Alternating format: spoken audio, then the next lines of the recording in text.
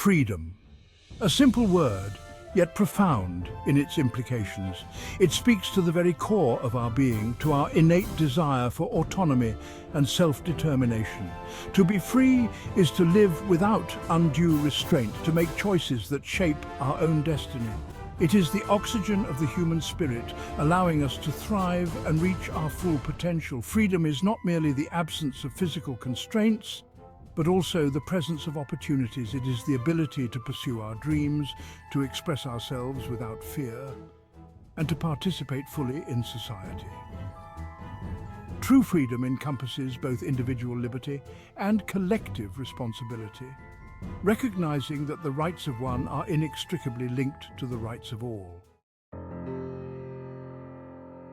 Walter Cronkite, the revered journalist known for his unwavering integrity, once said, "There is no such thing as a little freedom. Either you are all free or you are not free." This powerful statement exposes the fallacy of partial freedom. Freedom is not a commodity to be rationed or a privilege for a select few. True freedom cannot exist with oppression or inequality. History is replete with examples that underscore the indivisible nature of freedom. From the struggle against slavery in the United States to the fight against apartheid in South Africa, the pursuit of liberty has always been a collective endeavor. These movements understood that the freedom of one group was inextricably linked to the freedom of all. The civil rights movement, for instance, was not simply about securing equal rights for African Americans. It was about dismantling a system of segregation that denied basic freedoms to an entire segment of the population. The movement's leaders recognized that true justice could only be achieved when all citizens were afforded the same rights and opportunities. Section 4. The illusion of partial freedom. Some argue that partial freedom is better than none.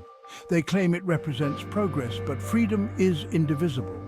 True freedom means being free in all aspects. Partial freedom is a dangerous illusion. It masks underlying oppression. True freedom must be absolute and universal. Section 5. True freedom, a universal birthright. Freedom is not a gift to be granted or revoked by governments. It is an inherent right endowed upon all human beings by virtue of their humanity. It is a fundamental principle that transcends borders, cultures, and ideologies.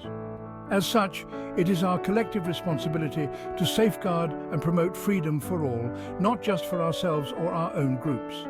The pursuit of freedom is an ongoing journey, not a destination. It requires constant vigilance and a willingness to challenge injustice wherever it arises. We must never take our freedoms for granted, but instead, we must use them to create a more just and equitable world for all. Section 6. A call for absolute freedom. Walter Cronkite's words urge us to reject the false dichotomy of partial freedom and embrace the power of absolute freedom for all. Let us fight for a world where oppression is broken and the human spirit can soar to its fullest potential. Let Cronkite's words be a lived reality for everyone. To be free is to live in a way that respects and enhances the freedom of others. Let freedom ring.